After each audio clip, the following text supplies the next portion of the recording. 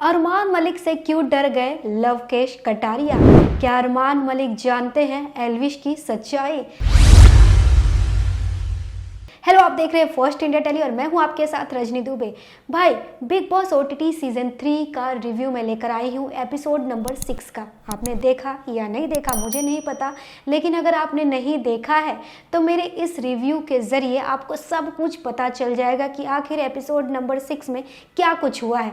वैसे तो episode number 6 में काफ़ी कुछ हुआ, नॉमिनेशन टास्क हुआ, झगड़ा हुआ, रोना धोना हुआ, काफ़ी ड्रामे हुए। अब यहाँ पर एक एक करके मैं चीज़ें आपके सामने रखूंगी काफ़ी शॉर्ट में। सबसे पहले बात करते हैं शिवानी कुमारी की।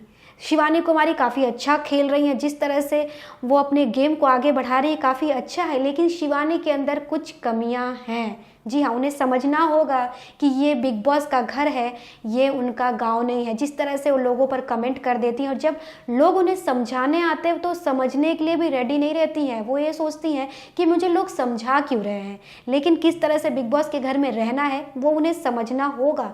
जब उनकी बारी आती है, कोई उनको कुछ कहता है तो रोने लगती हैं, लेकिन लोगों के कपड़ों को लेकर, लोगों के मेकअप को लेकर वो काफ़ी ज़्यादा कमेंट कर देती हैं। यहाँ उन्हें समझना होगा कि ये बिग बॉस का घर है। अगर वो किसी 10 बातें बोलती हैं तो रिप्लाई में उनके ऊपर 20 बातें आएंगी। जैसे उन्होंने पॉलमी को कहा, पॉलमी ने जब कहा आओ मैं तुम्हारा मेकअप कर देती, तो कहती हैं अरे बाबा हम तुमसे मेकअप नहीं कराएंगे, तुम तो हमें नागिन बना दोगी। तो इस तरह से वो काफ़ी कुछ ऐसा कर जाती हैं जहाँ जहाँ वो गलत नज़र आ रही हैं। वैसे गेम अच्छा खेल रही हैं, कंटेंट दे रही हैं, लेकिन कहीं कहीं वो गलत भी हैं। अब बात करते हैं लवकेश कटारिया और अरमान मलिक की।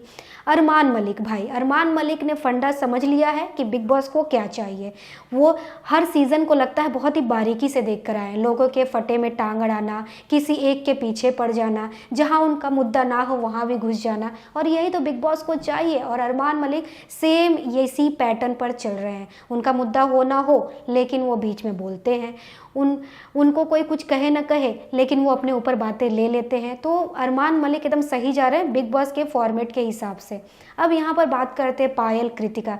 पायल कृतिका की जो कहानी अरमान मलिक के इर्द गिर्द घूम रही है, पायल चाह कर भी खुल नहीं पा रही है। पायल अच्छा गेम खेल सकती हैं, लेकिन पायल कहीं ना कहीं दब रही हैं और नॉमिनेट भी हो चुकी हैं, और हो सकता है इस हफ्ते उनका पत्ता कट भी जाए। अरमान तो रहेंगे, अरमान भी नॉमिनेट है, लेकिन हो सकता है कि उनका पत्ता कट जाए। अब बात करते हैं साई केतन का। साई केतन जब बाहर थे कुछ और बोल रहे थे, लेकिन घर के अंदर जब आते हैं बात बात पर काफ़ी ज़्यादा इमोशनल हो जाते हैं, ब्रेक डाउन हो जाता है। वो काफ़ी ज़्यादा कंफ्यूज हैं कि उन्हें करना क्या है, कभी यहाँ तो कभी वहाँ। तो साई केतन काफ़ी ज़्यादा कंफ्यूज हैं, और जब बिग बॉस ने सना सुल्तान से एजेंट का टैग छीनकर साई केतन को दिया, और जब उनके मोबाइल पे मैसेजेस आने लगे, बाहर की चीज़ें आने लगी, इस तरह से भागे कि सारे घर वालों को पता चल गया कि बाहर वाला तो यही है। यानी उन्होंने इनडायरेक्टली हिंट दे दिया घर वालों को कि वही बाहर वाले हैं। तो ऐसे में साई केतन काफ़ी ज़्यादा कंफ्यूज हैं, नॉमिनेट भी हो चुके हैं, हो सकता है ये भी घर से बाहर हो जाए, काफ़ी ज़्यादा चांसेस साई केतन के भी हैं। अब बात करते हैं अरमान और लवकेश कटारिया की। अरमान और लवकेश कटारिया एक दूसरे के दुश्मन बन बैठे हैं। अब यहाँ पर आपने अगर एपिसोड देखा होगा तो एक बात नोटिस की, लवकेश कटारिया कहते हैं अरमान को, कुछ तो कहने जाते हैं कि तू बाहर क्या है मैं जानता हूँ, मतलब कुछ बोलते हैं, लोगों से झूठ बोला। तब तक अरमान भी कम नहीं है, वो भी बहुत कुछ जानता है भाई। अरमान कहता है मुझे भी पता है, तू एल्विश को मिलवाता है ना लड़कियों। यहीं पे अरमान रुक जाते हैं, लड़कियों। यानी कहीं न कहीं जब वो एल्विश का नाम लेते हैं तो लव कटारिया के होश उड़ जाते हैं, और वहीं पर वो अपने आप को रोक लेते हैं, क्योंकि वो नहीं चाहते कि एल्विश की कुछ बात घर के अंदर खुले, क्योंकि कहीं ना कहीं एल्विश की कुछ बातें शायद अरमान जानते हैं। और बिग बॉस ने इस चीज़ को दिखाया, क्योंकि बिग बॉस के मेकर्स भाई चाहते हैं कि कुछ भी करके टीआरपी आए। वैसे तो बिग बॉस बाहर की बातें जल्दी नहीं दिखाते, लेकिन इस कन्वर्सेशन को उन्होंने दिखाया। लेकिन अगर कटारिया थोड़ा सा और आगे अपनी बात बढ़ाते तो अरमान मलिक कुछ खुलासे ज़रूर करते, क्योंकि जिस तरह से उन्होंने कहा है मुझे पता है तू मिलवाता है ना एल्विश को लड़कियों, बस अब लवकेश तो समझ गए कि अरमान तो काला चिट्ठा खोलेगा, और मेरे बारे में बोलता तो चलता भी। यहाँ पर एल्विश का जब नाम आया तो वहीं ठहर गए, और लगता है आगे वो भिड़ेंगे भी नहीं अरमान से, क्योंकि एल्विश का नाम ले लिया है अरमान ने। अब बिग बॉस के घर में जो मास्टरमाइंड कहें या सबसे ज़्यादा स्ट्रॉन्ग कोई खेल रहा है तो वो है सना मकबूल। जी हाँ, वो अपना स्टैंड भी रख रही हैं, जहाँ जो गलत है वो बोल भी रही हैं, और एक मास्टरमाइंड के हिसाब से खेल रही हैं, जो बहुत ज़रूरी है इस घर के लिए। और अभी बात कर लें टैरो कार्ड रीडर मुनीषा की। तो मुनीषा कुछ भी करती नज़र नहीं आ रही है भाई। उन्हें लोग क्यों नहीं नॉमिनेट कर रहे हैं? उन्हें ही घर से बेघर होना चाहिए मेरे हिसाब से। कुछ कंटेंट नहीं दे रही हैं।